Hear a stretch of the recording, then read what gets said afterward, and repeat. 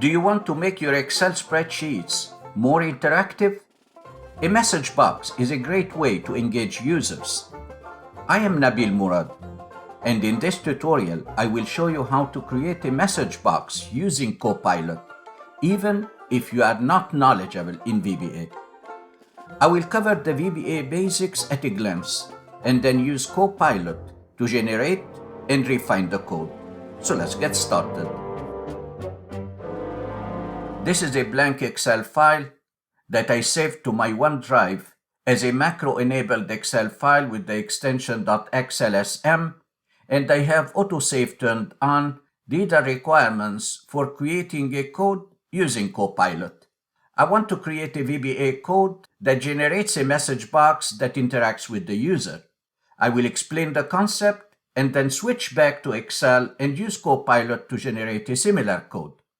To switch to the Visual Basic, I hit the shortcut Alt F11.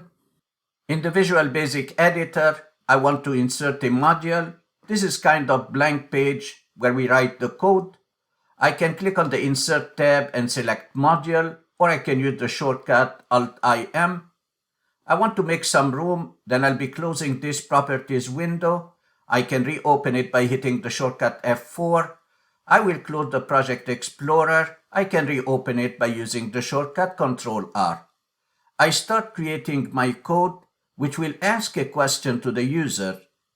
Do you like pizza? And I expect to collect a response, yes or no. I will name my subroutine pizza question. So I start by typing sub pizza question, and then I hit enter. Between the sub and end sub, I start typing my code. The first line of code will create a message box, and the message box requires a prompt. I like pizza, I type it in double quotes, and then a comma. I want to customize the icon to display an information icon, then I type VB information followed by comma, and for the title of the message box, I type whatever I want in double quotation. I type pizza, pizza. When the user hits OK to this message box, another message box will ask a question. The second message box will have a prompt that reads, do you like pizza? And a question mark in double quotes. And then comma. For the button, I need two types. I need a question mark icon, which is VB question, and I need a yes or no button, which is VB yes, no. And then I type a comma. Instead of getting a title for the message box, Microsoft Excel, then I customize it by typing in double quote, pizza survey. Let's test this code. When I click on the run button or I hit F5, then here is the first message box, I like pizza, the information icon, and pizza pizza as a title. When I hit OK, the second message box pops up. It has a title pizza survey, a question mark, and two buttons, yes or no. Do you like pizza? Whether the user responds yes or no, nothing will happen. I hit yes and I'm back to the code. I want my code to respond differently whether the user says yes or no. Then I need to store the result of the second message box, which requires creating a variable. A variable is just a container that will store the result of the message box. To declare a variable, I use the keyword dim, and I'm going to call my variable anything like button click, so I write it just below the sub. Button click is the name of the variable, and this variable will store whatever the second message box will be returning. Then preceding the second message box, I type button click equal and the message box. But I have to include these arguments in bracket because they become a parameter. Now the user might respond yes or no. So if the user responds yes, I want to display a message box that says, yes, that's great. Otherwise, I want to display a different message box. So I'll be using an if statement. It's like the if function in Excel, which has a value if true and value if false. So I'm going to write my if statement.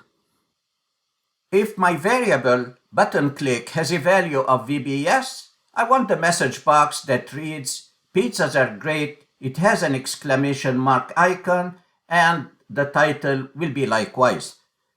Otherwise, else, another message box will be displayed that reads, I make the best pizzas, and then I want to insert a new line, then I use the joining operator and I type VB new line, another joining operator, and I say, you should try it.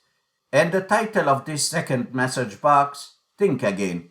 I close the if statement, and now let's test. When I hit F5 or click on the run button, then the first message box, I like pizza. Look at the title and the icon. When I hit OK, the second message box that interacts with the user pops up, and it asks me, do you like pizza? I will test it once by hitting yes, and the second time by hitting no. So let's hit yes. Now it says, likewise, pizzas are great. So if I hit OK, then I'm back to my VB code. Let's test it one more time, but this time I'll hit no. I like pizza. I hit OK. The second message box, if I hit no, look at the different message box that pops up, the title think again, an information icon, I make the best pizzas, you should try it, and I hit OK. I wrote this code in VBA to explain the concept. Now let's create a similar code by asking Copilot to generate the code for us. I'm going to close the Visual Basic editor and I switch to Excel. To open Copilot, on the Home tab, I click on the Copilot icon. I want to write my prompt, then I go to the lower box and I'll be typing my prompt. My prompt will read, I want to create a VBA code that asks the question, did you finish your homework? The message box should have a question mark button and a title reading assignment question. And the student should be able to answer yes or no. This is my prompt, and let's see what Copilot will be providing. I click on the send button. It's working on it. It's understanding my data. And here is the code. It created a variable, it named it response, that stored the VB message box result, exactly like the code I created. It assigned a value to this variable, which is a message box, did you finish your homework, with a VB question and a VB yes or no, and the title for the message box assignment question. And then it creates the if statement. That's amazing. If response is VB yes, then I want a message box saying great job, else I want a message box that says please complete it soon. And because we know how to create the code in VBA, then I'm going to copy this one, paste it in the Visual Basic editor, and just add a little improvement to the second message box. I'm going to copy this code, Control-C to copy, and then I want to go to the Visual Basic editor. I hit Alt F11. Here is my previous code. I hit Enter, and I paste the code that I copied from Copilot. Let's test it. When I click on the Run button, did you finish your homework? Assignment question. That is beautiful. And it has two buttons, yes or no.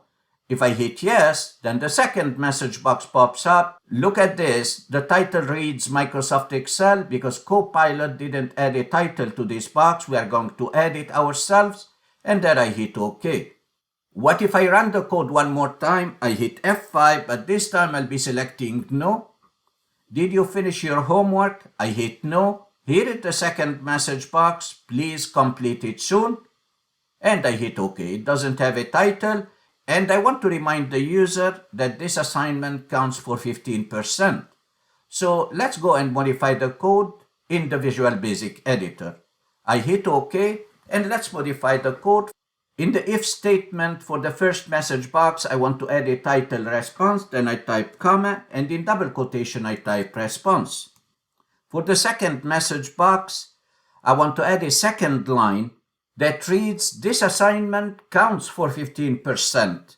I also want to replace the VB information with an exclamation icon, and I want to add a title, reminder.